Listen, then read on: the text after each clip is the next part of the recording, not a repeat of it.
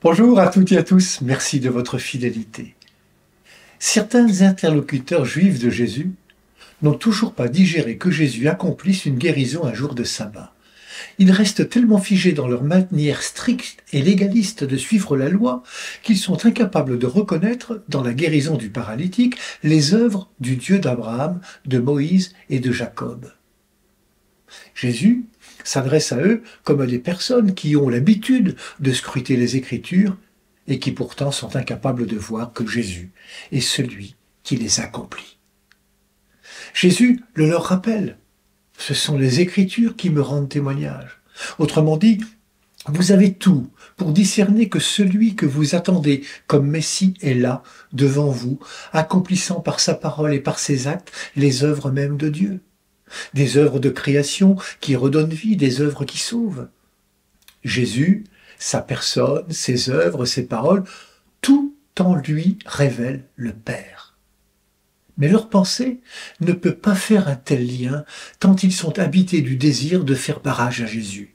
En agissant ainsi, ils éteignent leur capacité de discernement. Vous ne laissez pas sa parole demeurer en vous, leur dit Jésus.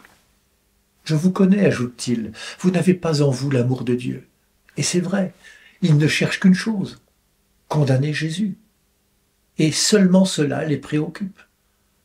À travers cet échange musclé entre Jésus et ses compatriotes qui l'accusent, nous pouvons trouver des écueils à éviter. Le manque d'amour de Dieu. L'absence de droiture d'intention, ne chercher que la gloire humaine. Une interprétation des Écritures selon nos propres intérêts. Alors, laissons Jésus, l'envoyé du Père, nous enseigner. Laissons-le être notre lumière intérieure. Laissons-le nous éclairer comme jadis les disciples d'Emmaüs à qui il rappelait tout ce qui le concernait dans la loi et les prophètes. Antoine Chevrier, prêtre du Prado, invitait, avant de lire la parole de Dieu, à se laisser instruire par l'Esprit Saint. Viens, Esprit Saint, disposer nos cœurs à l'écoute de ta parole.